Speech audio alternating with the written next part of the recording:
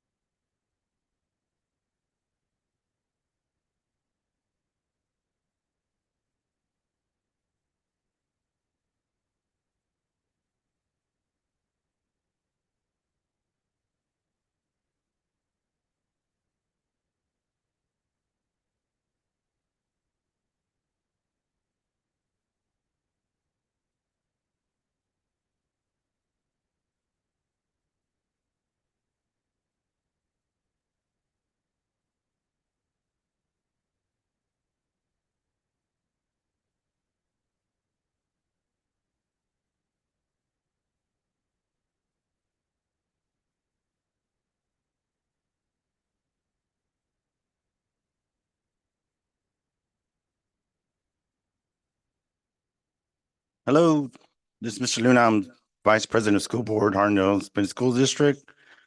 We're going to conduct this agenda work session with the Board of Trustees. So work session of Board of Trustees of Harndale Independent School District will be held Wednesday.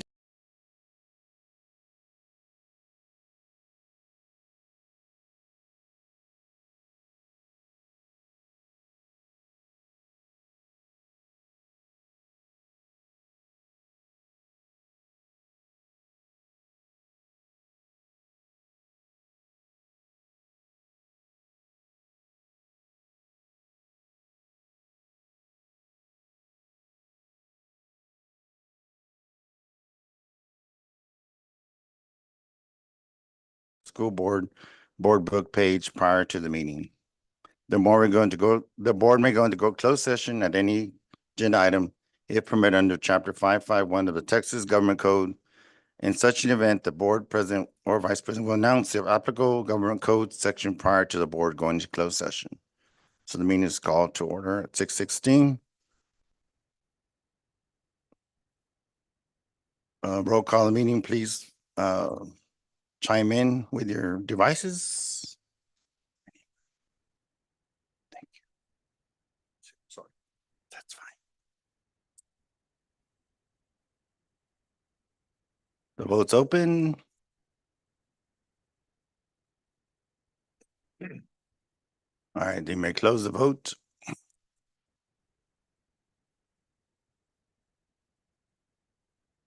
Being 6 votes. Yes, the yeas have it.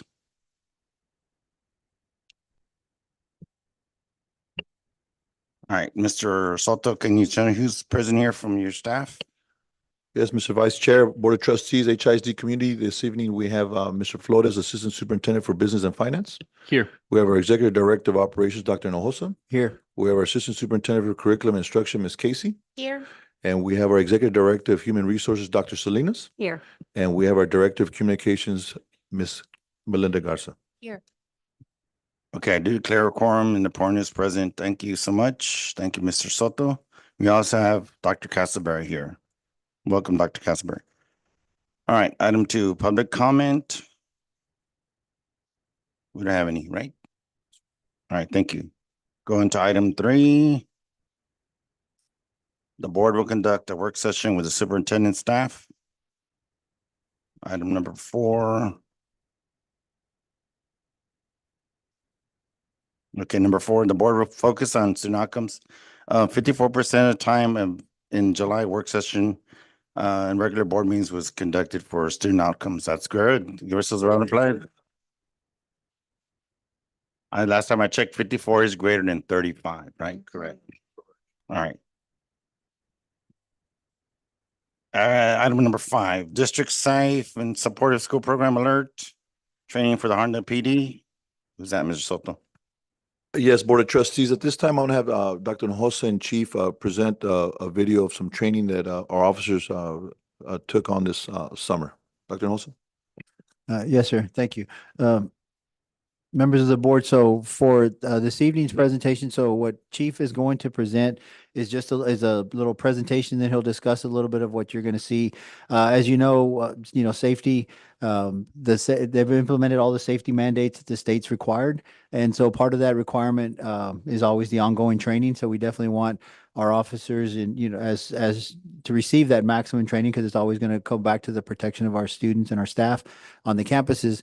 And so this presentation is just a short snippet of the alert training that our staff does go through under Coach Forstier and Chief's leadership. So I'm going to let him show the video. It's a short video, and then just provide a brief overview of that.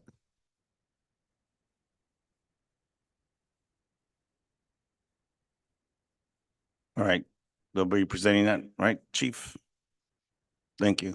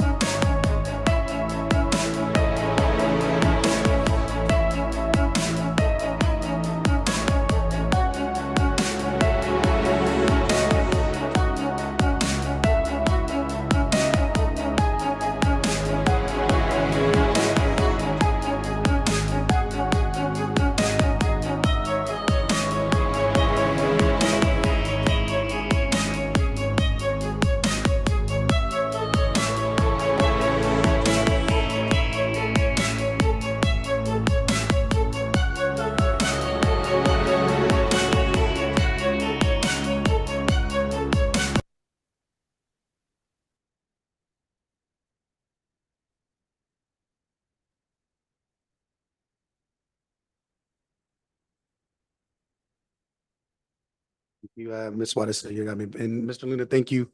Apologize. Thank you. Board President, board members, Mr. Soto Cabinet. As of last year, September 2023, Senate Bill 1852 required that all peace officers complete 16 hours of alert training. It's basically a level 1 basic course. It's 16 hours, 2-day program for first responders of how to isolate, distract, neutralize active shooters, and cover courses, topics as a shooting, moving, room entry, and any crisis site approach. So we are all certified. We did this training this summer. So proud to say that 27 of us have completed this training. So appreciate it. Any questions? Any questions, guys? Comments, concerns, or clarification needed? No? All right, we'll right. move on to the next piece. Appreciate it. On this one, we were on the number 6. So the Board of Trustees will present information on the Legacy Project, which is a partnership between NCAA, San Antonio Local Organizing Committee, and the district that will provide improvements to the Rayburn exterior gymnasium and grounds. Funding will be from the partnership with the NCAA and the City of San Antonio Parks and Rec Division. Mr. Soto. Yes, Dr. Hinojosa?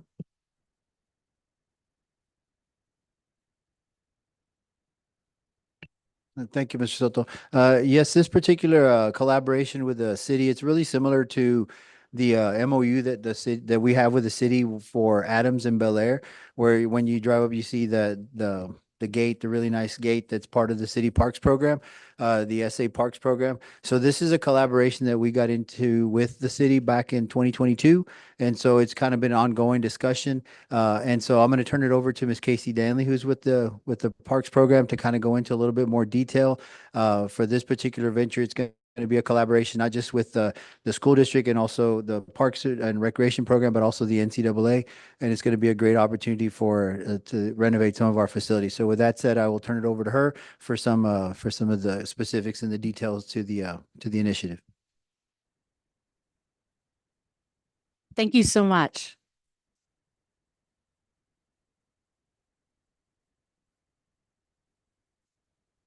First of all, thank you so much for having me. My name is Casey Danley. I am the managing director of the San Antonio Local Organizing Committee, which is the nonprofit organization that works directly with the NCAA when large major sporting events are coming to town. So thank you for having me. The San Antonio Local Organizing Committee is a partnership between the City of San Antonio, Visit San Antonio Sports, and our host institutions, which are University of Incarnate Word, as well as UTSA. And this is going to be our 7th Final Four here in San Antonio. Very excited. In 2025, in April, we will welcome the Final Four teams. It's going to take over downtown. We're extremely excited to welcome all of these visitors, which means great economic impact for our city. So as part of the Final Four coming to town and to San Antonio, the Legacy Project is really a commitment from the NCAA back to the city that hosts the Final Four. And so they do this every year in the city that hosts the Final Four in order to leave a lasting legacy behind of sport and play, and to leave the places where they are hosting the Final Four better than they found them. So they have they do this Legacy Project. As you can see, this was an example from Houston of a court restoration. And the projects look different in every city. So not every 2 projects will look the same. But I'd like to call up my good friend and architect, Ed Garcia, to go over a little bit of the scope of work at Rayburn Elementary. Okay. Thank you for having us this evening. I'm an architect, but I'm really retired. But projects like this bring me out of the rocking chair a little bit. But the things we're going to do on the outside is like bringing that ornamental gate that we put in Bel Air. That's typical in all the San Antonio sports projects that we do. And then we're going to recommend that we remove all the canopies. I don't know if you can see them on here to the right. There's some metal canopies and some wood canopies, and we'd like to remove those. There's about 6, maybe 7 trees that need a little trimming, not much. So we'll pick up the canopy a little bit. And then you already have a field. We want to make that a soccer field. And so we'd like to seed the field with some Bermuda grass and then add 2 soccer goals to the field. And then there's a walking track or jogging track around the field, and we'd like to refurbish that track. It's in kind of a bad condition. And so we'd like to restore it back to its original condition. And then here on this side, on the south end, is we're going to add graphics to and it may be an artist or it may be just graphics, but we're still deciding on what we're going to do there. But so it should have a nice impact from the street. On the inside, there's already existing flooring. We're going to remove all that flooring and then come in with it's a new sports, I guess, plain material that we put on the concrete, and then it's very colorful. And then these 2 goals will be replaced. The idea of bringing in air conditioning, since it doesn't have air conditioning, is brought up. However, we would have to address insulation. It's not adequately insulated, so we'd have to insulate the walls, the ceiling. And then again, we'd paint the inside and then put graphics along some of the walls. So it's not really a whole lot of scope, but it does, require a lot of trades that we're going to come in. So we're hoping we have a schedule that I think we went back to, yeah, there we go. And we'd like to start in December, but we do have a general contractor that's on board that's going to help us with project management. And he'd like to get a little, started a little earlier than that. But we do have to be completed with all our tasks by March 1st. That's our deadline. Even though the Final Four is not till April, we want to be finished way before that. Any questions? Oops. Is any comments, concerns, or clarification needed? Mr. Chair, Cavazos? Mr. Soto, when did we install that in Rayburn? Oh, Was it- this gymnasium? Yes, because that's the outdoor one, Yeah, isn't this it? is the old one. The one Was inside it- the building is newer with the school. Was it ballpark figure? Is it 10 years old? Is it 15 years old? Oh, it's older than 20 years, because it? Okay. the school's about 20 years old. Mhm. And so the gymnasium inside the school is around 20. This is kind of like Vestal, like old Vestal. Uh-huh. You know how we kept the Yes. gymnasium in old Vestal? But we built new Vestal. That's kind of what we were doing with all the elementaries, and they kept this gymnasium from the old Rayburn. Okay, thank you. Yeah, I think it's probably about 25, because I remember when I was in elementary, that's when they started doing like building new gyms. So that was probably the mid-90s. Any other comments, concerns, or clarification needed? How were we selected for this project? It's so nice to be selected, but how did that come about? That's interesting.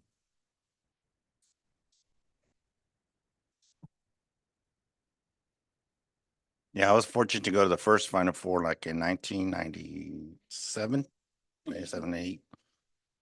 So it's a big event.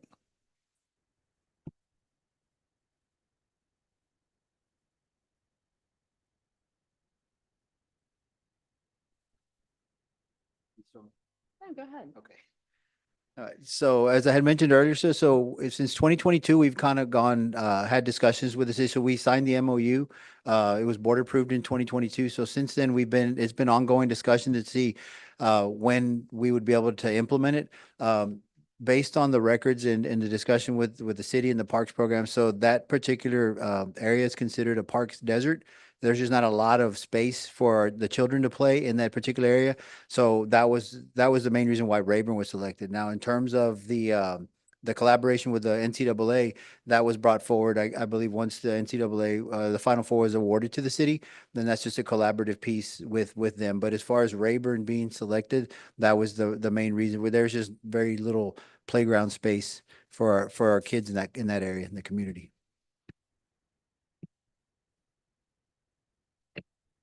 Mr. Ortiz?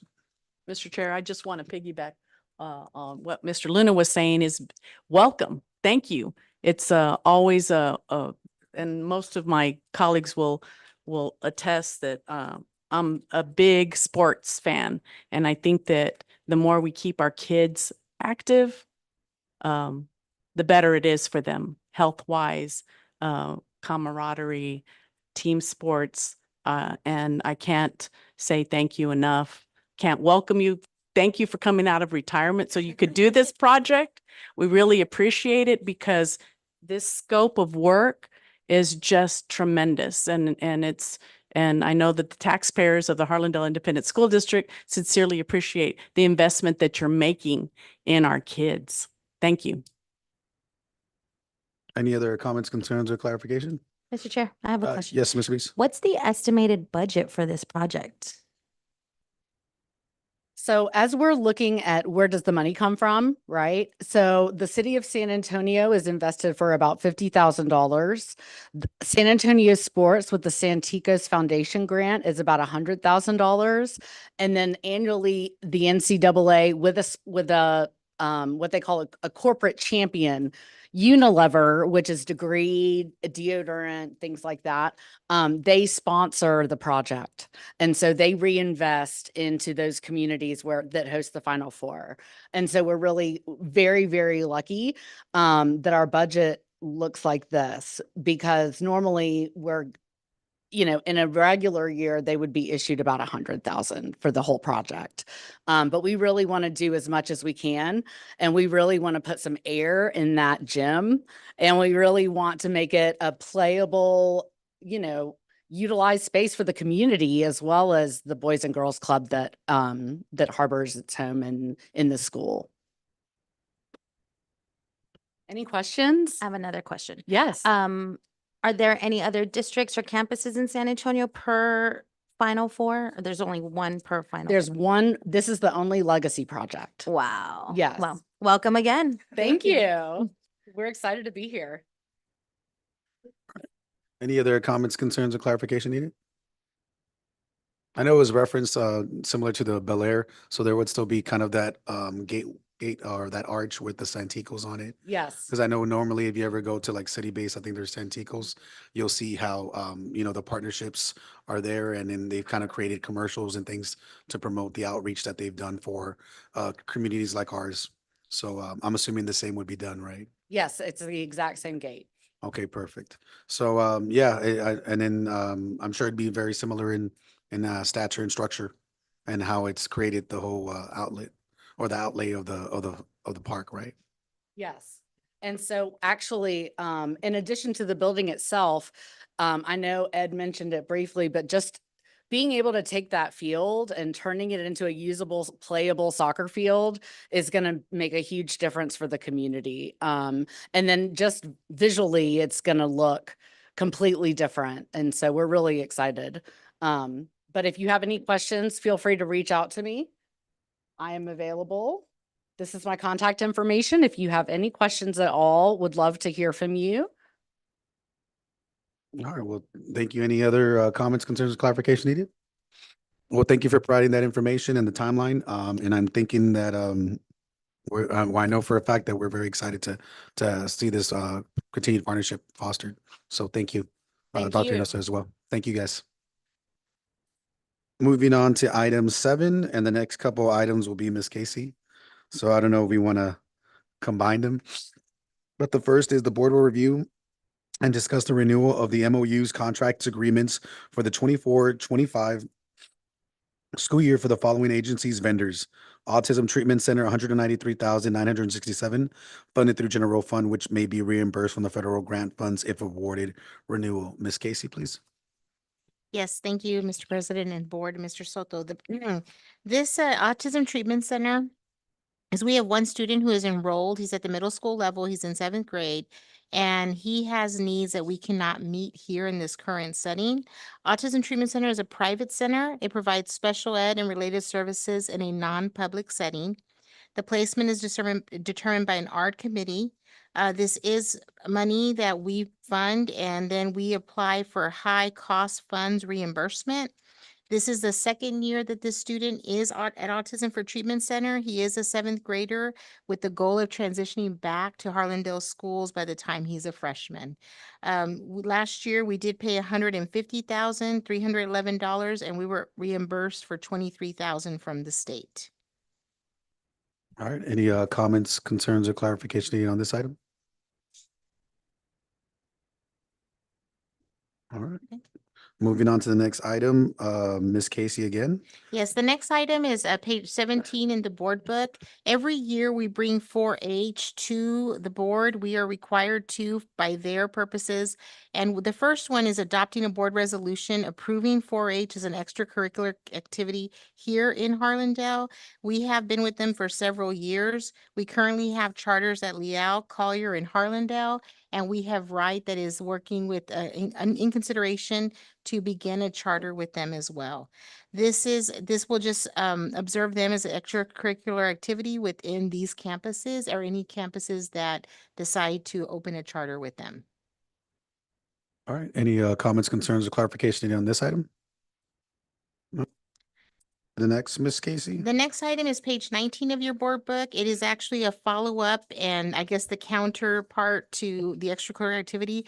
This provides us from recognizing the Texas A&M Agriculture Director as an adjunct staff member here in Harlandale. There is no cost to the district, and their staff members come and they work with the campuses that have charters.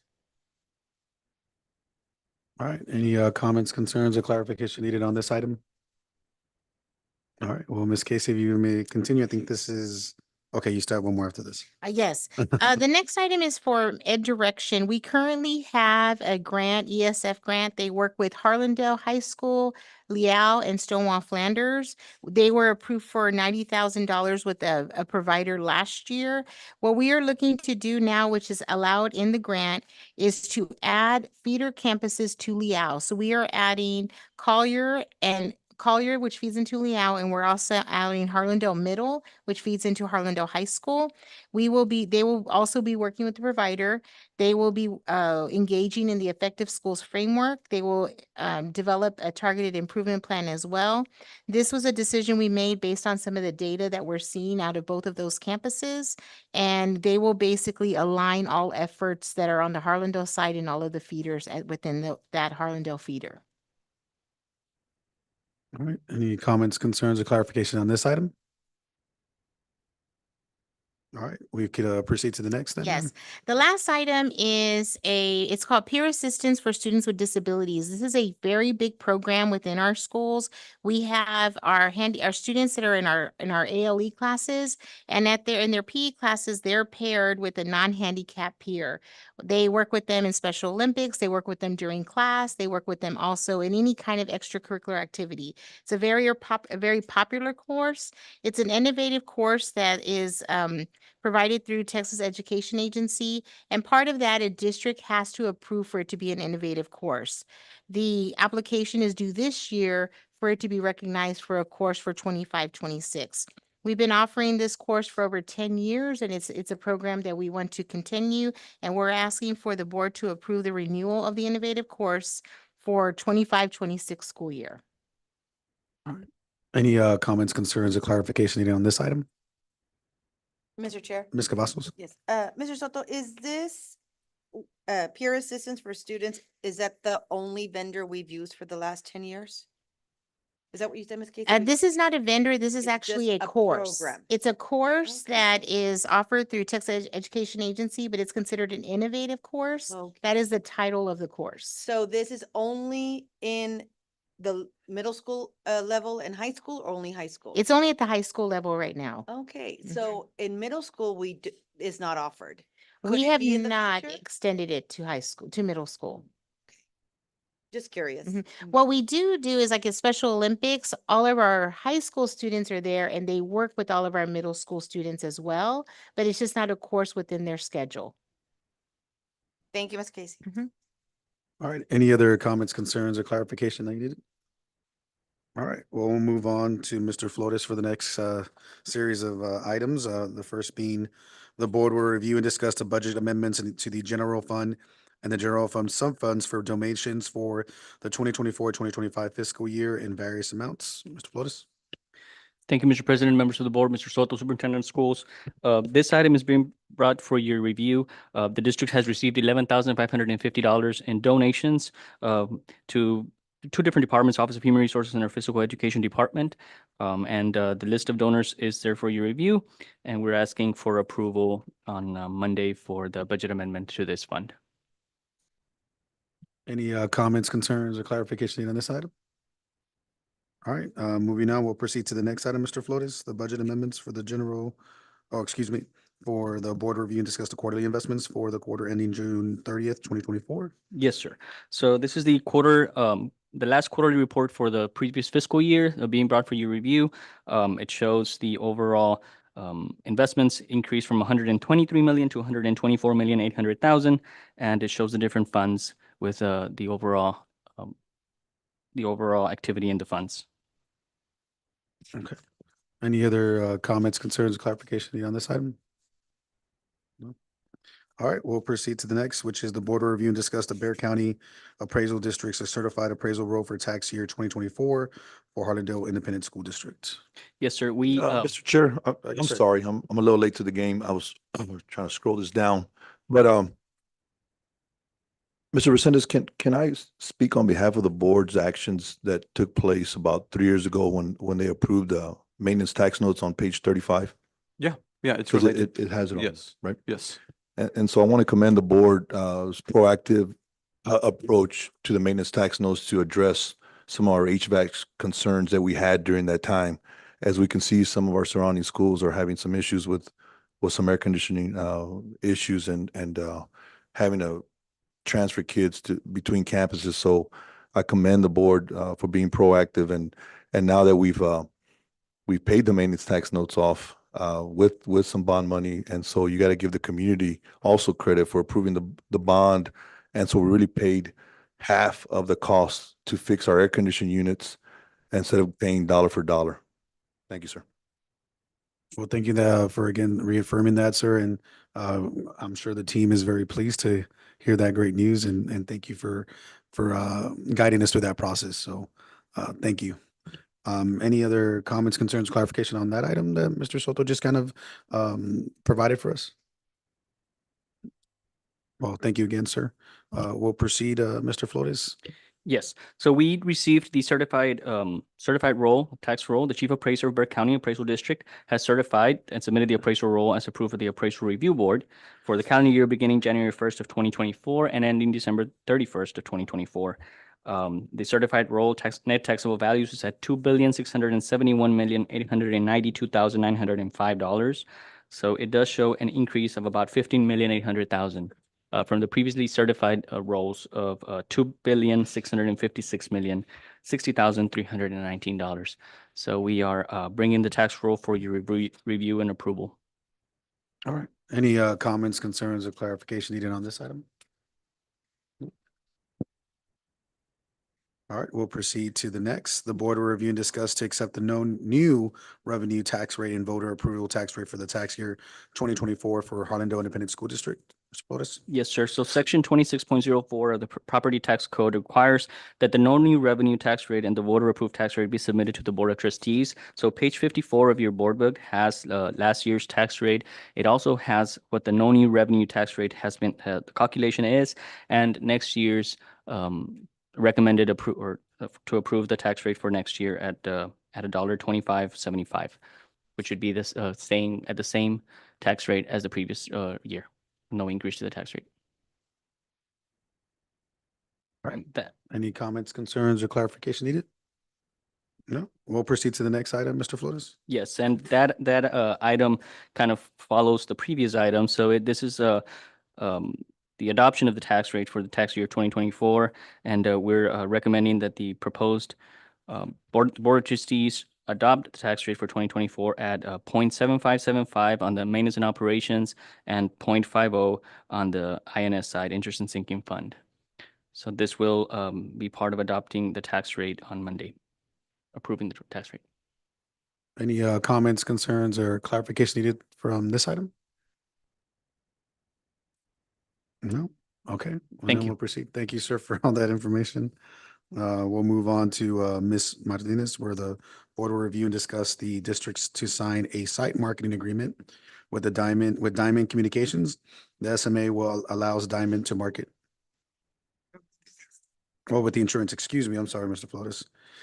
Proceeding back to the board will review and discuss to award RFP 200-109 to USI Southwest Incorporated and Zurich American Insurance Company for property insurance and Liberty Mutual for equipment breakdown insurance effective September 1, 2024.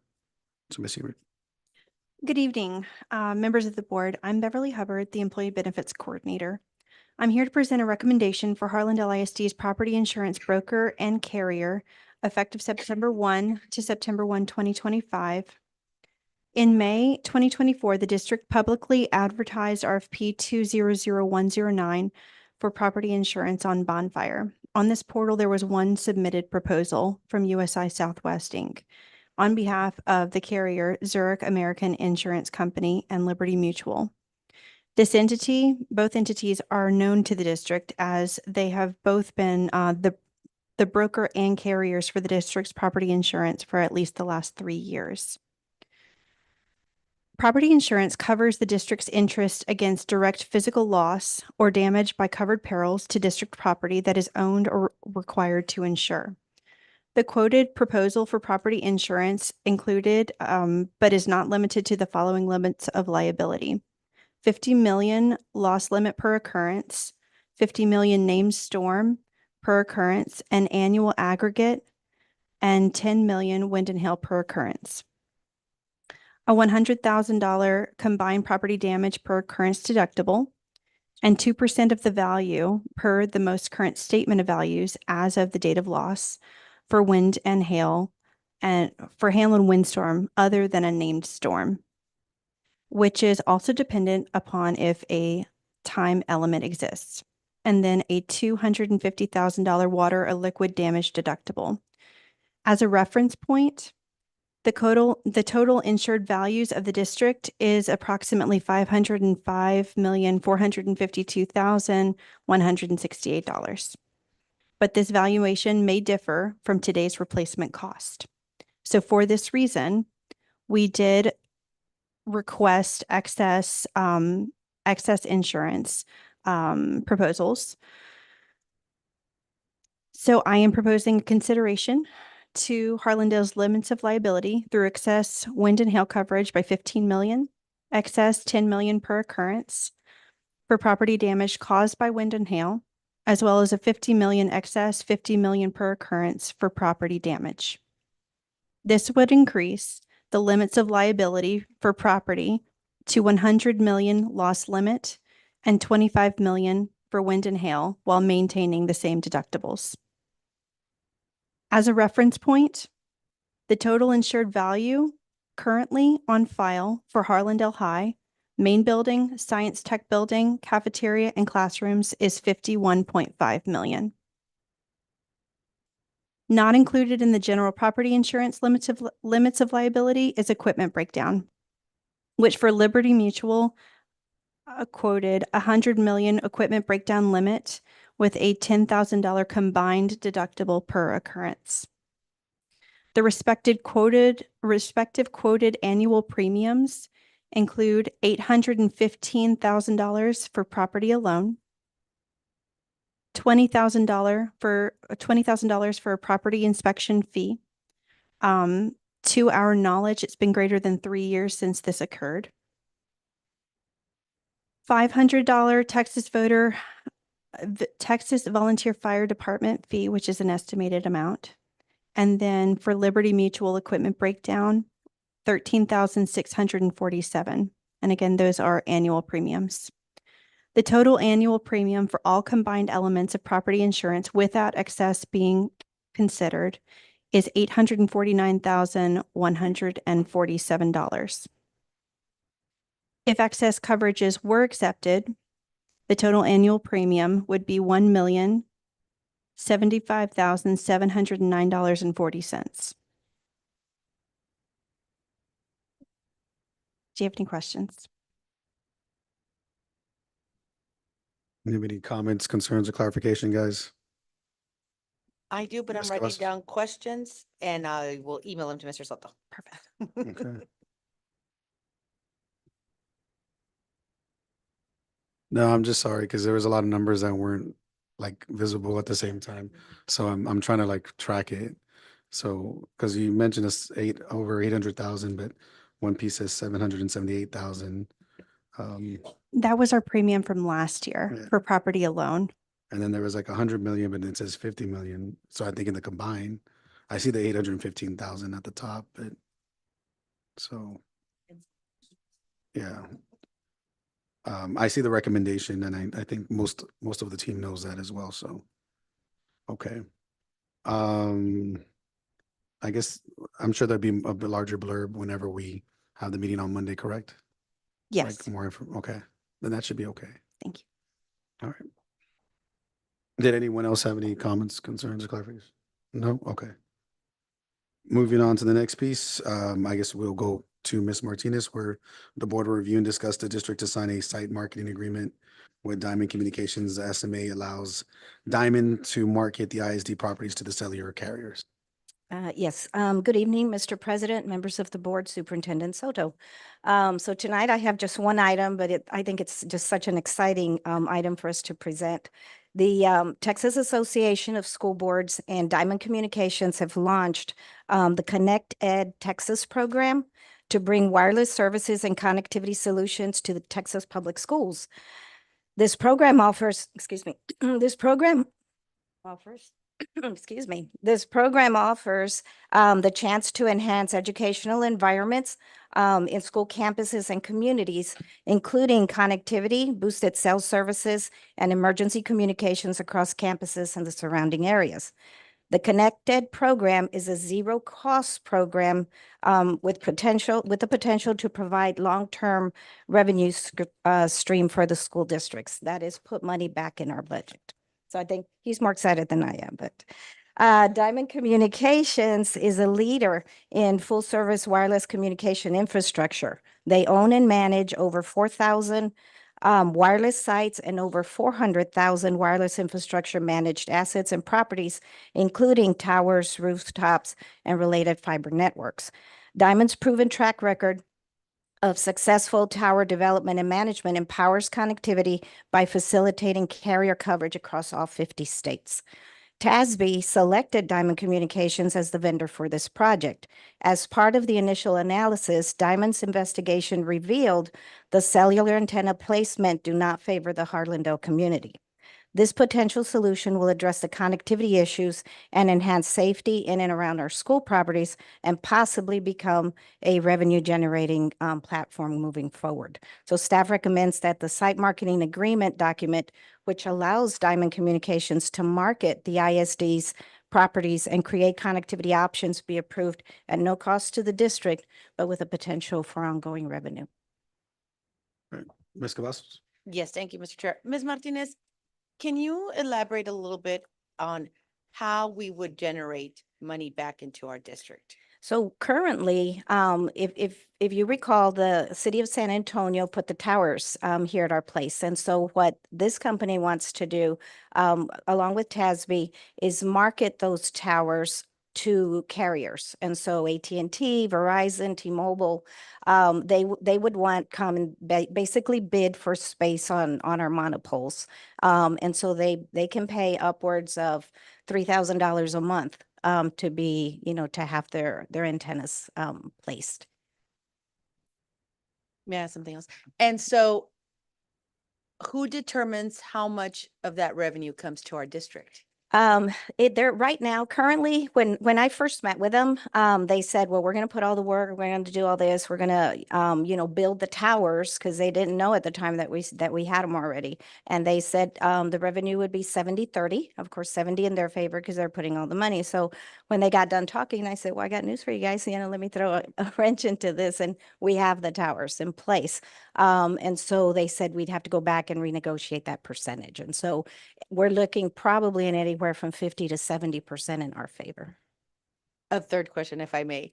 So will this be a standard flat rate or will it increase as the number of providers use our It's towers at gonna, the district tower? it depends on the providers and who will buy space on our antennas. It also depends, I mean, on our monopoles, and it depends on where they want to place those. So currently, we have 12 monopoles district-wide.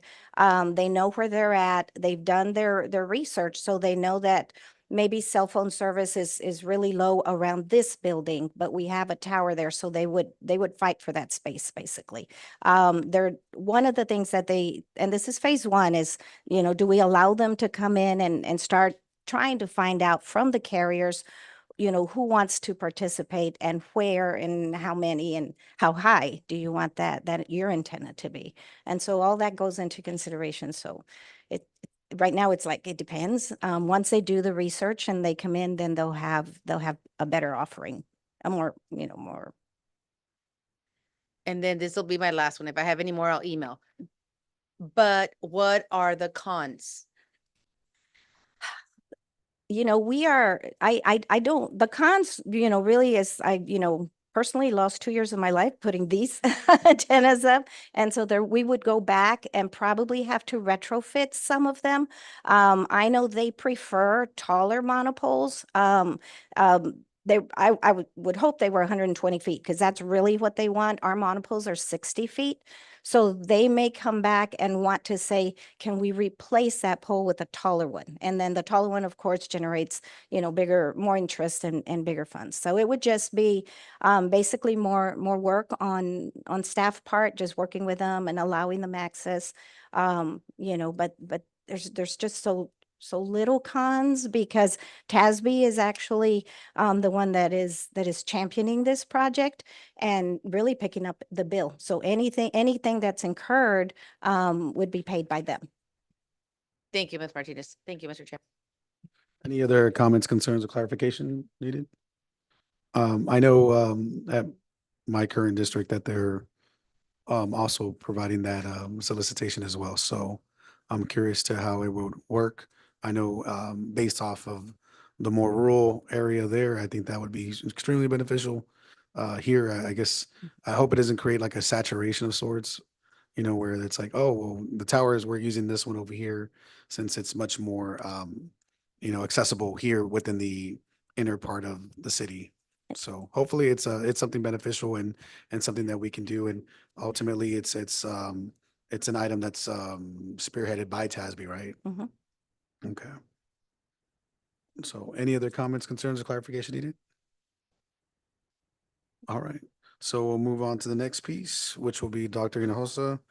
The board will review and discuss the request and award and negotiate RFC SP 20101 HISD Arena Multipurpose Building to FA Nunley Company, DBA Nunley, general contractor, for an estimated amount of $18,999,000 to be funded from the HISD Board Bond 2022 program. Thank you, Mr. President, members of the board, Mr. Soto. So for Monday, we'll be seeking for approval of FA Nunley to work for the construction of the multipurpose arena and the multipurpose building.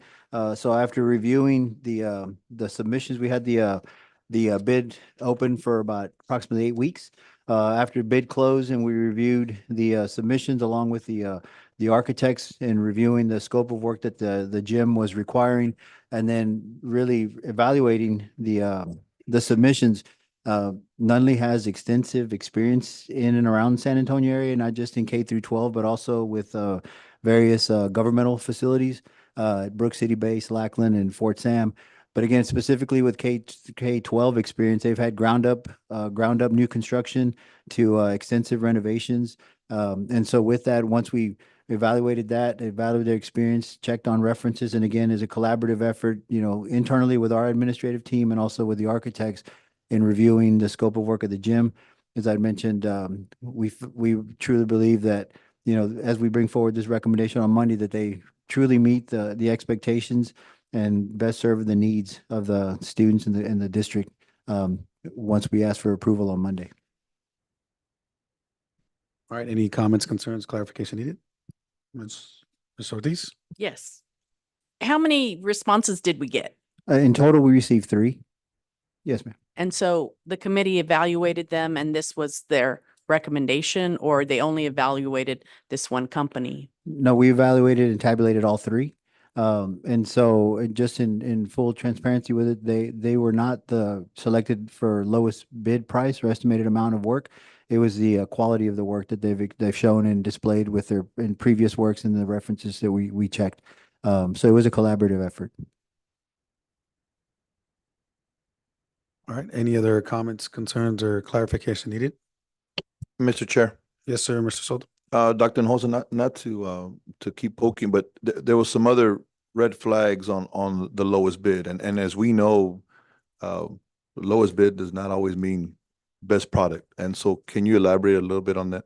Yes, sir, that's exactly right. So as we did extensive research on all 3, one did have some previous experience with the district, but the low bid, again, in checking some of their previous projects and their current projects, they didn't have the greatest of references in terms of the quality of work, the expectation, the leadership at the site superintendent position that they had during the construction process.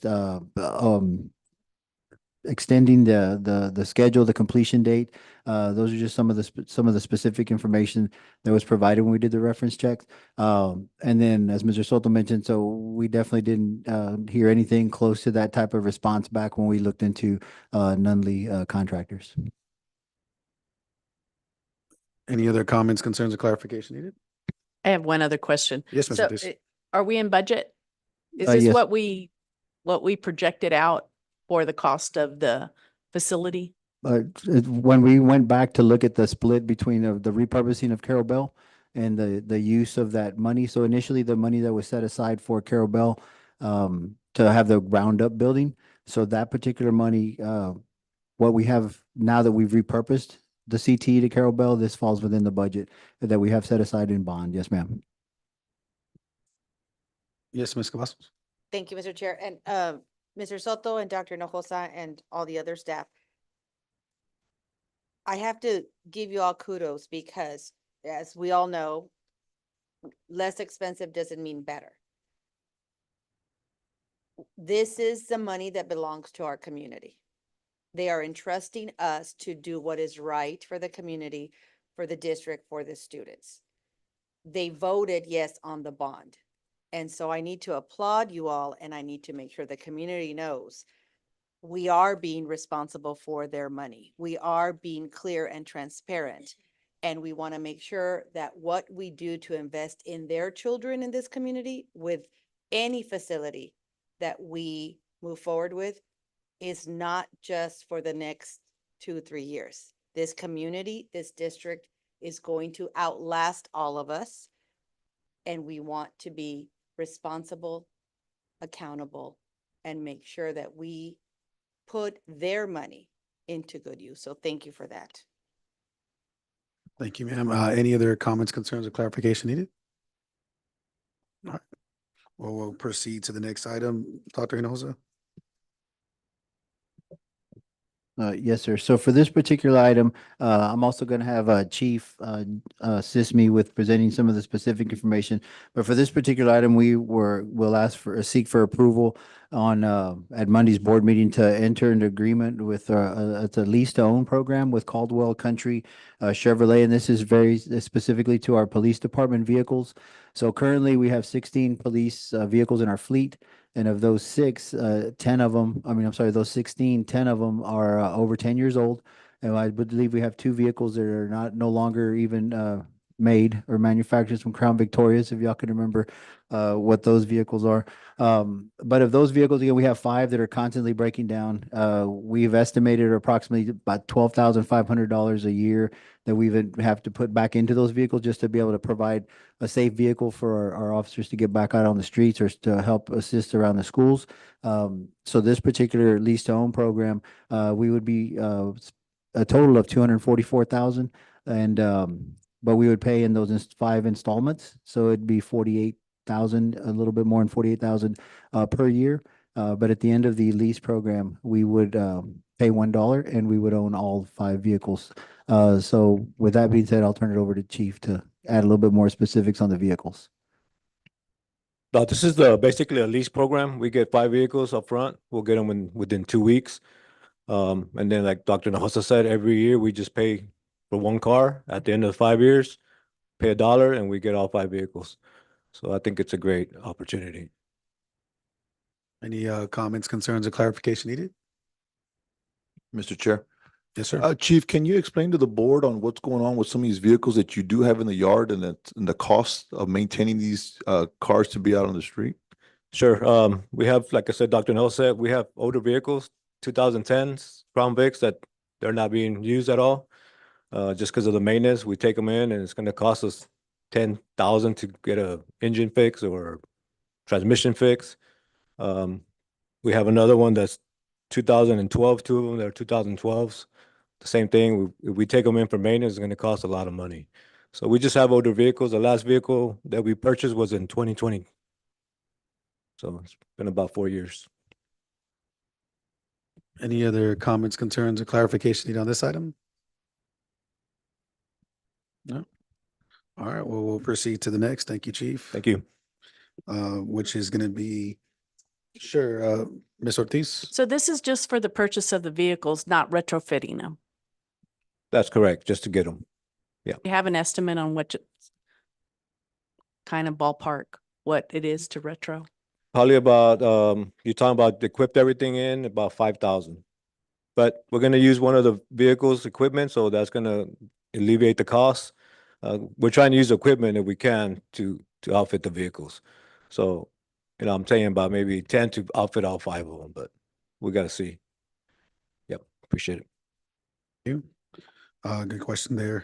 Moving on to the next piece, which is the board will review and discuss the request to Convergent for the purchase and installation of access control, intrusion system, and security camera equipment for the McCollum High School JROTC.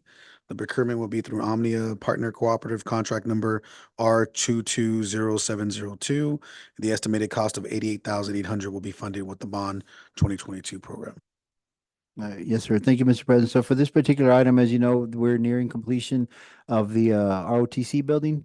And so part of that is to ensuring that we have the safety measures put in. And so Convergent, as you know, has worked well with our IAS department and Ms. Martinez. And so this is just ensuring that we have the same type of system when it's as far as card reader access and the security measures for that particular building that we have throughout all of our campuses. So it goes from the security cameras to the card reader access and just making sure we have all the data that's going to be compatible with the rest of the campus, the rest of McCollum High School.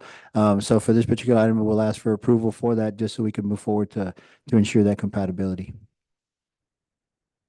All right, any comments, concerns, or clarification needed on this item? Okay, we'll proceed to the next item, which is the board will review and discuss the final payment of RVK Incorporated Architectural Services for the Memorial Stadium Phase 2 renovation project in the amount of $106,413 to be funded from both the district's local services designated for the facility improvement and Bond 22 funds. Yes, sir. So for this particular, as board policy stipulates, this will be the final payment of for RVK Incorporated for the stadium renovations, not just the press box, but also the overall project of the press box and the locker rooms. So after I believe it was in July, June, when we received the final certificate of occupancy. The punch list was all done, and obviously we moved in full-time already to the locker room and to the press box. So this is simply the final payment as board requires to have approval before, so we can finish, do final payment for RVK. All right, any comments, concerns, or clarification needed on this item? Yes, Mr. Before I Clement. go back to next one, I'm gonna go back a little bit to the previous with the building and ROTC. Nunley, we have representatives here today. Nunley, yes. So I would like to just hear them say what their experiences was, so the community can hear what we're gonna get since they're here. So we were going back to item 719. So I guess if the representatives don't mind proceeding. Just to the sharing front, quickly, like, what the expectation should be. right, correct. So first off, thank you all very much, board members, president of the board, Mr. Soto. Nunnally has been around in San Antonio since 1922. We've been building K through 12 projects in San Antonio and the surrounding area since the 40s and 50s. Very talented team. We were very fortunate for this project and the timing to work out for the team we had available. And we look forward to building this project. We've completed several, as Dr. Hinojosa mentioned, we've completed countless ground ups in this area and complex renovations. We understand the San Antonio community. We've worked in all areas of San Antonio, so we understand how to be good stewards and good neighbors and to make sure that we work very closely with the community. And so we know it'll be a very successful project. Yeah, just to sort of reiterate what Blaine said. First of all, my name's Greg Vaughn. And we couldn't bring everybody tonight, so we'd love to have brought the team and let them address you. They're all experienced builders, all experienced K through 12 builders, sports facility builders, ground up campus renovation. They kind of do it all. But the K through 12 market is one that we're extremely familiar with and comfortable with. We've been operating in that market for decades. And so we just have a real commitment to San Antonio, to the San Antonio local districts and the communities and so on. But you guys have a real legacy project here. I know y'all talked about some of the things and the stewardship that's actually required of you when you do this. And so we're excited to be a part of it. We've got a great team available, an experienced team available, and a great team of subcontractors that'll be working on it as well.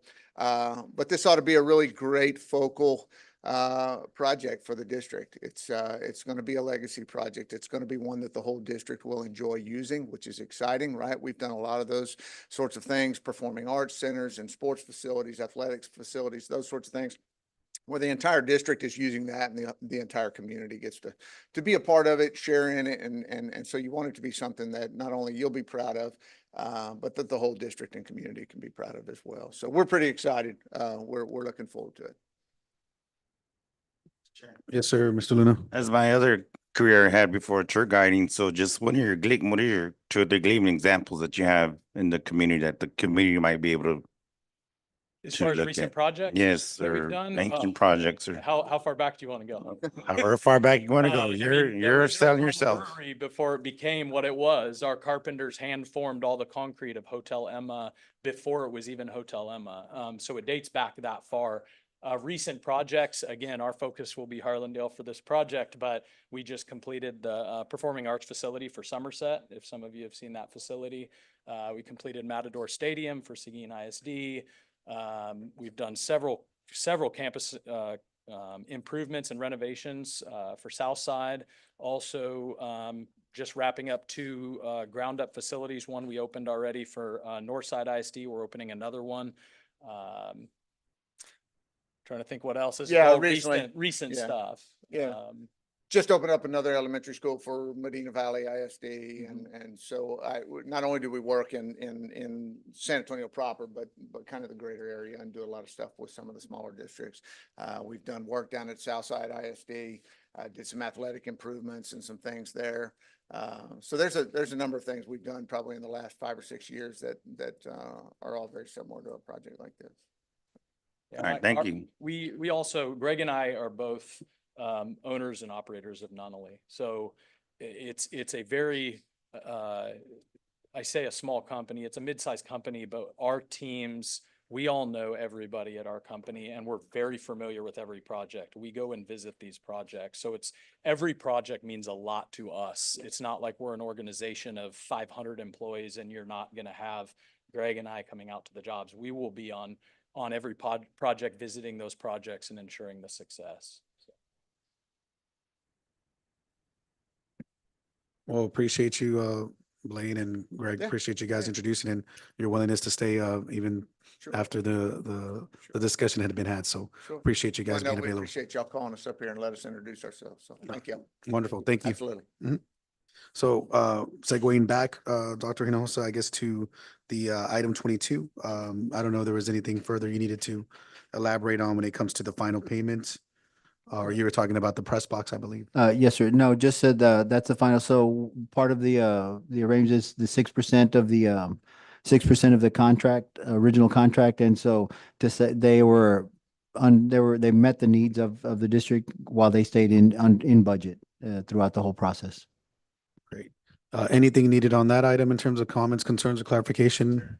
Yes, Mr. Luna? Yeah, Mr. Dr. Nelson, we did get the certificates of occupation, right? Correct? on those? Yes, sir. We got gotta the wait for certificate payment. August in July 26th, 2024.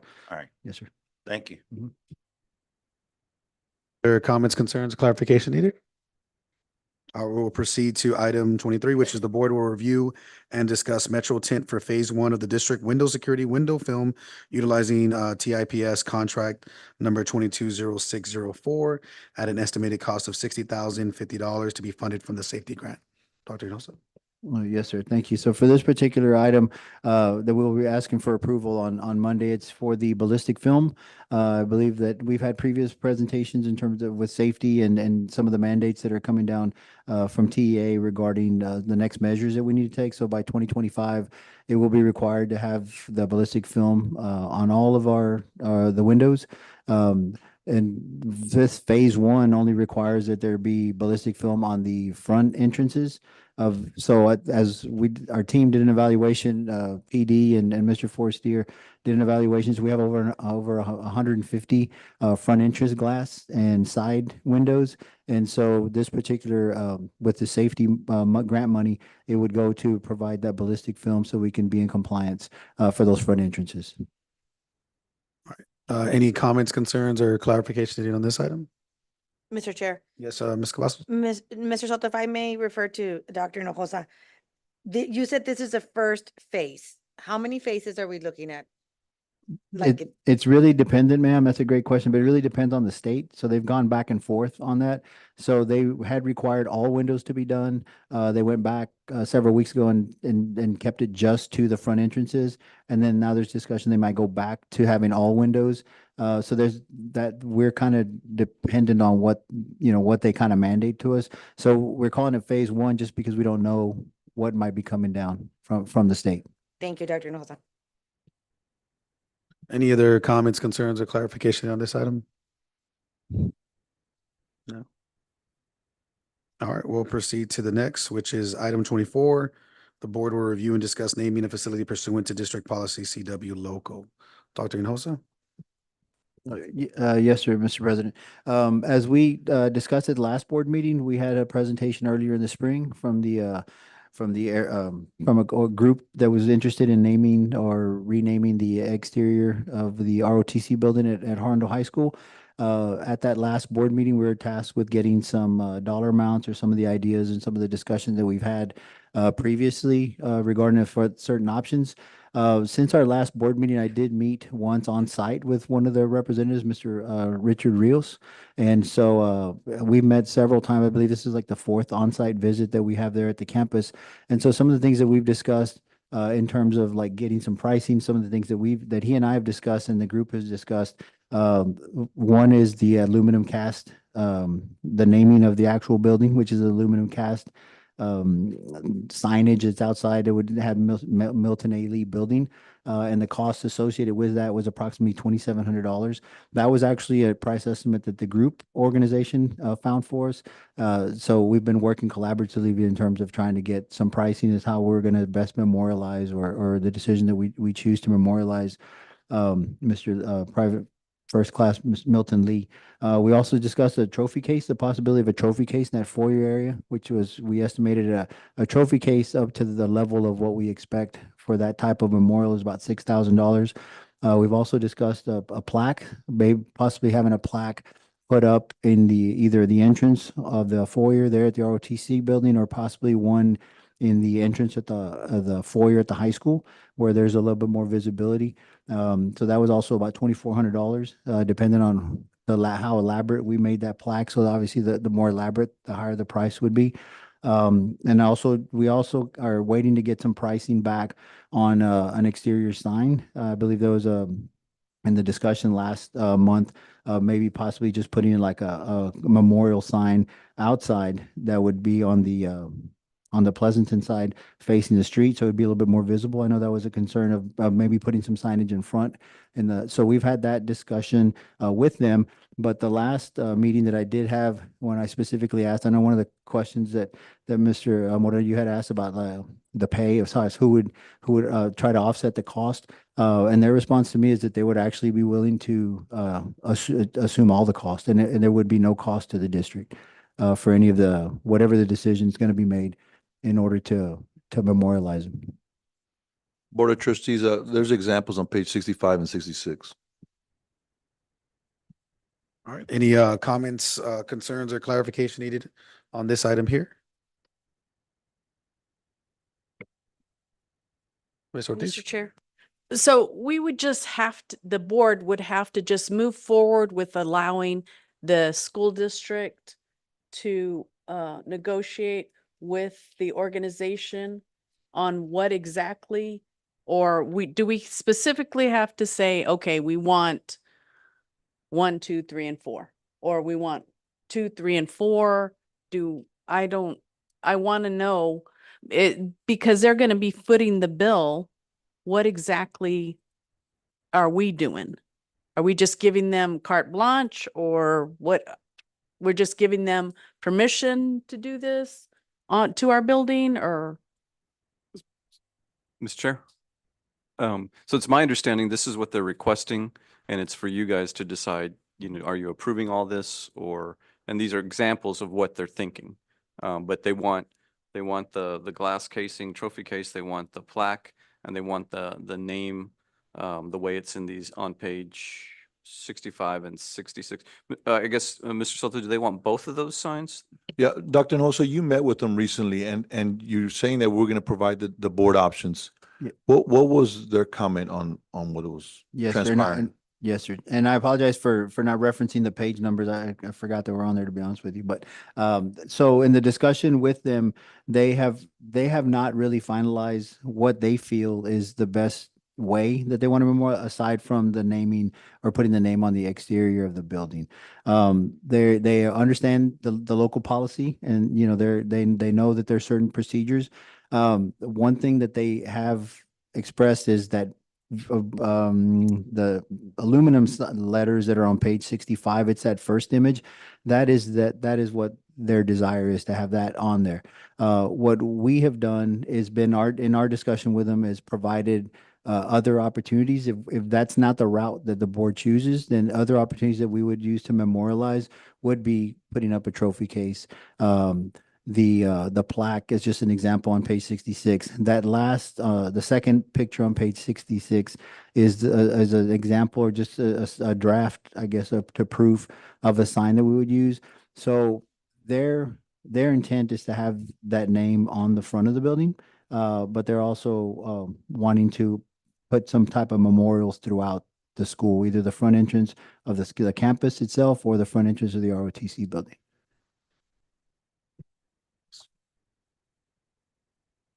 Yeah, so I guess just to clarify on that piece, then the main objective would be to still have the name attributed to the building, correct? Yes, sir, that's correct. Okay, so that's their main objective. Yes, sir. Okay.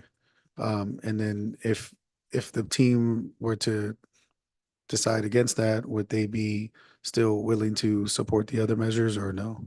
I think that the discussion that we've had for sure on the plaques, putting a plaque in the entrance of the high school, that's kind of been an ongoing conversation. But to say that, their intent is to have the signage, the name on the exterior of the building. So, okay. Anyone else have any comments, concerns, or clarification? Mr. Chair, I have a question. Yes, Ms. Reese? I'm not sure what the legalities are on this with the board and the Alamo Eagles chapter, but is there any way we can have them come discuss and we do like an open platform to get down to the final answer where we're happy, they're happy? Funny you say that, Ms. Ruiz. I just brainstormed with Mr. Resendez. We kind of were hoping that we can have them come Monday and have them to be citizens, to be heard, to let the board know exactly what they want. Sir, but could there be back and forth discussion with them? Unless we have a specific agenda item, which we do. So y'all could allow them to speak on that agenda item. And it'd be up to y'all if y'all want to enter into a dialogue with them. That'd be up to y'all. I guess based on that situation, it'd be as if they're presenting. Yes. Now, are they aware that we'd ask them to do something like that? Because then I would hope they're prepared to submit or share any vital information that they feel is necessary, or if we want to go that route. I don't know, Dr. Sosa, would they have anything like that too, other than, I know they've spoken to us in the past and Citizens to be Heard, and it's been mainly to highlight the importance of Mr. Lee and the significance that he brings. But there hasn't been anything more than that. I've reached out in the discussions we've had. I have, explained to them the procedures and like Citizens to be Heard, which was the original, I believe back in March when they spoke. So every meeting we've had, I do reemphasize that there is that opportunity to share. But they've seemed content, or at least Mr. Rios has seemed content with the discussions we've had, knowing that I present that information, that we have discussions internally and that it'll get presented at a board meeting. When I mentioned to him that it had been an agenda item, I shared with him the link of the last board meeting, timestamp, so he would be able to, watch the discussion that took place last month, and also made him aware that there's going to be an agenda item for this month as well. But then I always go back to Citizens to be Heard and the opportunity to share any information. So for the sake of argument, in this situation, if we didn't proceed with naming the facility, then it really wouldn't need us to vote on that item, correct? Because the item would be to approve the naming of a facility, right? That would be the content listed. So, yeah, if we didn't take action on it, then yeah, it would die. Say we said, hey, we still would argue for supporting this item or these items rather than this. Mhm. So we would have to change the verbiage, or? Yeah, yes, we'd have to probably adjust the verbiage for the agenda to give you those options that, if we don't want to name the building, but we do want to put a plaque, or we do want to do the trophy case. Just not to say that we're not, but I'm Right, just right. saying because Yes, then so- there's something were to alter or something were to be changed. So I'll have to work with Mr. Soto pretty quickly to get that adjusted, to give the board the flexibility for that on Monday. We can do that. Mr. Soto, do you think if you invited them to come, they would come as well? Or Dr. Hinojosa, do y'all know if they would come, sir? I'm pretty sure they would, sir. I just don't want to set a precedence on future board meetings. I mean, I understand this is kind of a little different item. But it's up to the board if they want to open up that where they're going to speak on individual items. Yeah, that's a very good point. We don't want to set that precedent, but maybe have them here available just in case, or present during public comment might be the best. Because I think the board, Mr. Moreno, you just want to hear, okay, which one do you really feel comfortable with? Is that what you want them to come into? Yeah, I think from getting from different colleagues here, we just want to have an idea of what the objective is, the end goal, and then also how we can support that and what facet we can. If and we do agree or not disagree with it. Gotcha. Okay. Yes, sir. Ms. Cavazos, did you have something you want to share? Yes, you pretty much said it. Just so I can be clear, on Monday's agenda, on Monday's meeting, the agenda item is going to be whether the board approves or not approves. And are we talking like approves that we allow them to name a building? And then if that passes, then those options are going to be available to us? Or is Monday's, we're going to approve it or not? And if we do approve, we'll have to do one of these options. What am I going to vote for on Monday? I guess that's what I should have started with. Well, my understanding initially was going to be to name it or not. Now, though, I think Mr. Moreno mentioned maybe we should have a little bit more flexibility in case the board doesn't want to name the building. Just we don't know, but to allow the board the opportunity to continue to honor the student in a different way. And so that is something that I would adjust. So that way it's not, but it's up to this board. I mean, at the end of the day, Mr. Moreno will set the final agenda. But I think that's what he was looking at. I think at this point, that's probably the best course of action, just to give us the ability to vote on an item, whether it's naming or the other options or a combination. Because I think if we just limit it to that verbiage, then we could be either I mean, ultimately just one item, or we can't really say, hey, we want to proceed this way or vote on that action. Okay. Ms. Understood. Ortiz? Yes, sir. So my question is, but to follow on Ms. Cavazos, because I mean, this has been 55 years after it's been that long. And we should have done something, I mean, as a school district a long time ago, but I don't see how we would be voting on a trophy case or the plaque or the sign with memorial information. They're willing to fund all of that. And so I don't see how we would be voting on that. The only thing that I'm just asking if the number one, is that the item number that we would be considering as naming that building? Is that what who do I direct this to? Well, Mr. Soto, that's my understanding was their first choice, correct, sir? That hasn't been the discussions with Dr. Hinojosa, that they wanted the building named. But after discussions, the Board of Trustees asked us to bring them options, and they asked for the plaque, they asked for that other signage, and then they asked for a statue. And statue, during the discussions, Dr. Hinojosa had with them, they said, we're not interested in a statue, but they weren't opposed to the other items on top of the building. So now that gives us some clarity. I think, Ms. Cavazos, is that, again, the objective is to have the building name regardless of what other ancillary items can be attached to it. So essentially and that's where the question would come into play, in us really genuinely having a discussion is like, if we do not proceed that route, are we saying then all these options are also mute and we're not going to follow through unless you give us the ability to name this after this, national hero? So that's kind of, it's tough. It's tough when you guys are being the facilitators and we're not the ones having the discussions. And that's where we're kind of, we're kind of beholden upon the information that's being provided to us. And I know those individuals from that team have been somewhat reclusive at times as well. So at the end of the day, I know this team is not opposed to honoring the legacy of a person that served and gave their life for this country and this community. So that's not in question. The matter is, again, what can we do to support that if we don't necessarily agree on the same options? And that's where it's tough if we're negotiating amongst like a mediation of sorts. So I don't know if anyone else has anything they'd Mr. like Chair. to share. Mr. Macho? If I may, Sir. I met with Mr. Rios. I met with the platoon leaders. I made sure that I wasn't stepping over my boundaries. I wasn't promising anything. I just wanted to hear their side. I also wanted to know about this young man.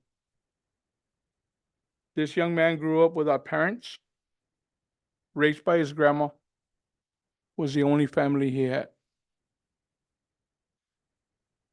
When he received the award, it was given to grandma by President Nixon. And that was it. No other family members. So I got a little bit of his history, got a little bit of his story. Then I asked him, what do y'all want? What do y'all expect? I just want to hear their vision. He says, we're not asking y'all for any money. We're not asking y'all for anything. All we're asking is for this person to be recognized. Something simple. We want a plaque in the entrance of the school. We're willing to fund it. We have the funds already available. We just cannot receive the money until y'all approve it. The other thing that they wanted was small lettering on the entrance of the building, just to have this gentleman's name. Yes. You know, and that's all they're asking for. They're not asking for us to fund anything. They're not asking for no favors. They're willing to fund everything. They just want us to be able to recognize this young man. They belong to the district. And, you know, they also handed me some pamphlets. I spoke to the attorney earlier today. Wanted to make sure that I didn't bring them because I didn't want to step over the boundaries with you guys. Because I know it's got to go through Tony first. Okay, because they did hand me the booklet where it has pictures of, you know, a little bit of his history, a little bit of his life story. And I'm sorry, I get a little bit emotional because it's very emotional. I mean, here's a kid that was quiet, was part of the band. Everybody thought he was going to end up being a priest because he kept himself. He was real shy. And then for him to do something like this, it's like, you know, all the gentlemen said, I mean, nobody would expect it from him to risk his life to save people that he didn't even know. And all we're asking is something small. We don't want to, you know, big old ceremony. We don't want a big old, you know, commitment. We don't want to spend a lot of y'all's money. We know where y'all are at. You know, most of them still live in the district. Most of them still have family members in the district. So they understand where we're at. So that's all they're asking for. And I told them I'm gonna share with Mr. Soto and our attorney first, and then I'll let my colleagues know. So, Dr. Castleberry? Well, I'm just wondering if there is an alternative to the sign on the building that the board could agree to and bring that forward as a recommendation to try to reach a decision with the group, as opposed to just putting the 3 out there, or 4. But if we're not going to consider naming the building, then the other 3, I would recommend that the board bring forward a recommendation and let the group react to that, if you can agree on one of the others. I don't know if that, because then I think we have to make that another item in order for us to kind of come to a consensus, right? Because we can't technically vote on something. We'd have to actually. Well, yeah, the agenda item is limited to naming of the facility. Yeah. You know, but for the So Monday, say we wanted to but give for the Monday meeting, we can give some flexibility to allow a plaque to be put up there, or to allow that other sign, or to allow, what was the other option? The trophy case. And you know, technically the trophy case and the plaque the plaque is on the building. So, you know, that's kind of naming the building in a way, depending on where you put it. But the plaque, that's more administrative, you know, the superintendent would decide that. But, you know, it's also, I think, coming a message from the board, as you mentioned, there's no question that you guys want to honor this former student. It's just the question of how do you want to do it?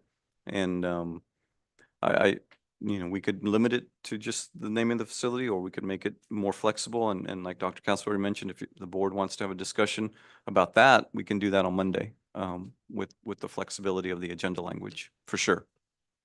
For Mr. sure. Chair, Yes, Ms. Salazar. I have a question. So, I immediately after the last meeting, I did go and research more about Mr. Milton Lee. But the question that I'm asking myself, since we're all having questions, do we have a policy in place or a procedure that in the future, when we are honoring other members of our community, how should this be presented, and how should we be voting on something like this so that we're uniform in the future, and we're not having these multiple discussions, creating a policy? Mr. Chair, may Yep. So ma'am, yeah, we do have a policy, and there's kind of 3 ways. The board can do it on its own action.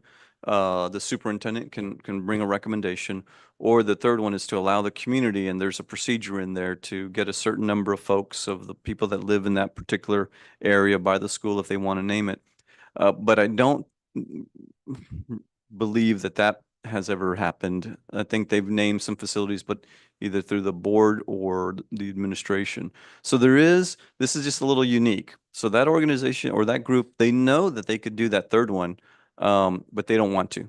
They want the superintendent or the board to make a recommendation. Then ultimately they want the board to just agree to name it because that's what they're asking. And so, there is a policy, but this is a little different in that they don't want to do that third one. They want the board or the superintendent to make a recommendation, then have the board vote on it. And what they want, and is the building named, and they are happy with the others. But I think if they don't get the building name, they're not going to get what they want. I mean, I think that's my understanding, it's putting the board in a situation where. I do think you should have your options open to be able to articulate that you want to support this former student, but y'all need to decide what you feel is the best way. Yeah. And again, you don't have to do it. They're asking, but ultimately this board decides on what's on the agenda and what's not. So. In reference to what Ms. Salazar said, I think the main piece that would have been helpful is if in this situation that we have like a best practice of sorts, where if because it's there, people can come up and speak in general, right? And we've had that before with other individuals that have made an impact in our community in some capacity. But I mean, it's like, it's one thing to tell us, hey, you want to do this, and we recognize that, but at the same time, offering us, how do we, as a team, have the ability to hear this information presented as an item? Is that something that is appropriate, or is, because ultimately we want to hear the same information from those individuals that are so adamant and committed to that cause, because as Ms. Ortiz mentioned, it's been 50 years, and to me, I'm not trying to diminish or marginalize anybody, but at the same time, there's concerns of, well, later on somebody might request to do something else, or, well, let's bring this item back, and how do we create that metric of, hey, who's more valuable than the other? Because obviously giving up your life is incredibly valuable, versus someone like, oh, well, this person was on the verge of doing this, and then they got cut off because they had an accident, they got killed. Those are things where it could always come back. I mean, so that's where I'm at. Like, how are we put in a position where we can have accurate information and be able to assess, evaluate, and implement it without feeling like, well, are we the bad guys that we don't agree with this? Or are we okay, we just say yes, and then people start flooding more, hey, well, then if you did this, can you name this this part of the library after this person? She served as 50 years. I know we have a great counselor that served almost 55 years. And, maybe at right, that might be considered. So how do we distinguish between them? And it's tough for us to be there because we're not engaging in the conversations. So what can we do as a best practice going forward? Is what can you as our attorney kind of guide us through? In this, Mr. Chair? Oh, I'm sorry. Well, in this situation, I think, your administration's done a good job of meeting with them, done a good job of getting as much information, a good job of narrowing it down. I think it's pretty clear at this point what they want. The question's going to be, will they, if they don't get what they're exactly asking for, what does that really mean? What can they do? They could implement the policy at that point and then go to the community and get the signatures and the things that they need, if they're not happy with the other options that you guys choose to do. I would still want to be careful with, as Mr. Soto mentioned, setting a precedent for folks just presenting on items when, there's a policy that does give them the opportunity to properly get it in front of the board. And the proper way is to follow the policy, but they don't want to. And, and so they've asked as a courtesy for the board or the superintendent to bring it forward. And I think at this point, we could invite them to Citizens to be Heard one last time and give them the opportunity to express themselves, and maybe that'll clarify. And then at that point, then I think the board, will have to just make the best decision they can. And I do agree with you, sir. At this point, the agenda item should be a little more flexible. So that way y'all could have a good discussion about what do y'all feel comfortable with doing. And then we just go forward from there, knowing that at the end of the day, like you said, it is a big issue because there have been other names. I recall other folks who've served this community and have passed and have served this community for a long time. But certain areas in the district just weren't comfortable changing, and the board respected that, and they moved on. So in terms of a true metric, how do you value someone's contribution and their life? And that's hard. It's just it might be just a case by case basis, to be honest. And I think that's kind of how it's been. Mr. Monte, you may remember some of those situations where it was a Yes, case sir, by I do. case. And as a matter of fact, we have a library named after Gracie Garcia. That was a board member. I mean, it was, and the board decided. It didn't even go to the community. It wasn't even, Oh, Gracie Acuna, that's yeah, right. it wasn't even put out to a vote from nobody. It was decided by 4 board members and boom. Next thing we know, it's on there and it's like, so I mean, it's That not was Schultz, nothing. correct, right? Yeah, yes, sir. Yeah, Schultz, the library, I forgot his name, Library after Schultz. Gracie Acuna. You know, so it's nothing that's not different. You know, we've also had, a gentleman come over, wanted to rename, Cesar Chavez Stonewall Elementary School, because back when they named, Stonewall Elementary School was named after a military man, that was part of the South, you know, so that we're trying to change the community, but everybody liked, you know, they liked the name. You know, the people didn't have an issue with it. The community didn't have an issue with it. So there's been a lot of times, and it's not gonna be the last time. You know, and this is just a way of educating ourselves. Because we're also not gonna be here forever. You know, so at least we'll leave something from somebody else to learn and to be able to say, hey, well, you know what, last time they did it like this. So let's follow that procedure, or let's see how they did it and follow that procedure. Well, I think at this point we have kind of an idea. I mean, ultimately, I just would hate if there's a vote and it's 4-3, because that's not good. You know, when it comes to that, because we all respect what this young man did. And that's something that I guess going on forward on Monday we'll have to really consider. And so hopefully, you know, based off of what everyone is saying, I think we have a general idea. So in this situation, if they had gone the route of getting the signatures, would it, at that point, they'd be permitted to make it an agenda item that we could actually have a two-way conversation? Or is that not how it works? I believe at that point, yeah. I mean, if they go through the process, because they would be the ones presenting it because they followed the policy. They got the signatures. Yeah. So, Mr. Chair, Yes, sir, Mr. Mancha. if I may, sir, how about if I may put it on the agenda? I recommend it to be put on the agenda. And I'll get a second. Yeah, it's for this Monday, it's already on the agenda. It's not revised. I'm talking about the wording. The wording, did you have a specific way you wanted to phrase it? I mean, I can come up with an idea of what they talk, the way we talked and the way I saw their vision, and then we'll see. I mean, if you want to work on that verbiage, I don't see that as Sure, inappropriate. absolutely, sir. We could adjust the verbiage to reflect what your understanding of what their options were. And Mr. Moreno, are you okay with that, I guess? Yeah, and then I guess we could have the other one just the way that we had originally. That way we can discuss both, or is that? I would what if- recommend we just combine it, Just combine it? Yeah, to have one agenda item to discuss, how is the district, or how does the board want to honor a former student, you know, including naming the building, or we'll list these other options, you know? Okay. And then that way the board has the options to discuss, and then hopefully, like you said, to come together as a team to decide on what's the best practice, yeah, or Yeah. what's the best way to do it. I guess because the item's already been approved, I guess we would just have to change the verbiage, right? Yes, we would just change the verbiage to give you the board a little more flexibility. Yes, sir. Okay.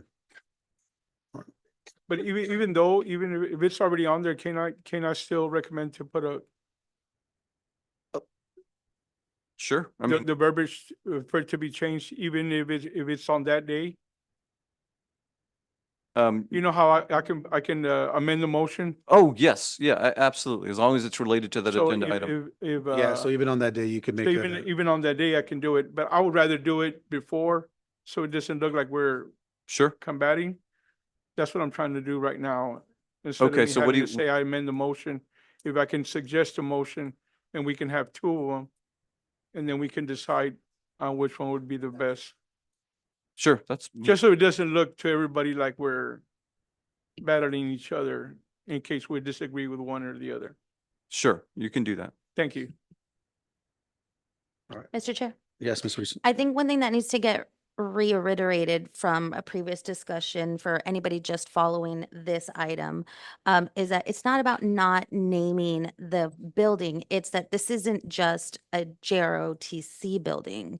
It's a health science building as well. So I think that's what makes it more difficult, makes the decision harder, right? Because we don't know what's going to happen in the future now that we've got health science educators and the JROTC building, area there in that building as well. So I just wanted to reiterate that because in the discussion I'm hearing, it doesn't really sound clear, like, why don't they want to name the building? It's not just the JROTC building. So. All right, any other comments, concerns, clarification? I think we have a general consensus of how we will proceed on Monday.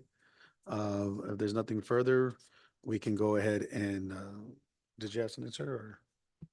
Oh, yes, I apologize. And, in the flurry of events that happened this just right before the meeting, I apologize. We did have an unfortunate loss this past weekend, or this past week, unfortunately. A young man, Zachary Reyna from Collier Elementary, only 5 years old, passed away. I know his family was having a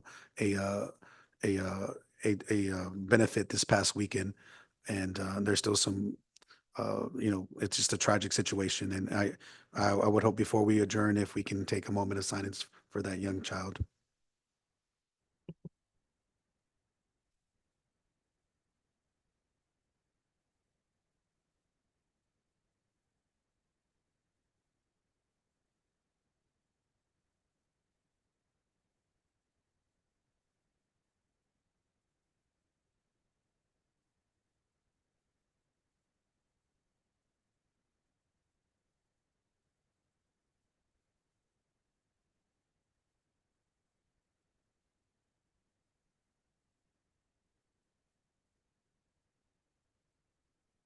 Thank you, everyone. Yes, Mr. Luna. Yeah, thank you for that moment. Just let y'all know, he was, I've known that family for 30 years. I taught his father. Unfortunately, I found out yesterday that that was his father that taught 3rd grade. So, thank y'all for that because it's tough. I think it's really, I told them today, I said at the funeral, I said, I can't really understand how you're going through because I've never gone through it myself. But, we just look forward, never forget him, love him forever, and will always be in our hearts. Thank you so much. Thank you, sir. If we can have someone willing to make a motion to adjourn, please. Mr. Chair, Yes, Ms. Reese. I move to adjourn. All right, we have a motion to adjourn by Ms. Reese. Do we have a second? Mr. Chair, I second. Second by Ms. Salazar. All right, we'll go ahead and call for the vote.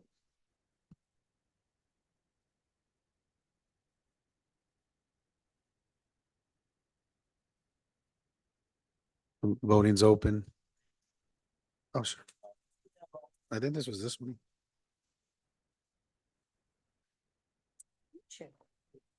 Is Louis sitting over there? Was it? I think it was this one, right? Yes, because you haven't voted yet, sir.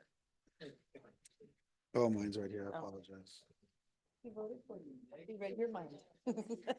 All right. And before we proceed, thank you, Mr. Luna, for presiding prior to me arriving. We can close the vote. It is now 7:56 and we are adjourned. Thank you very much.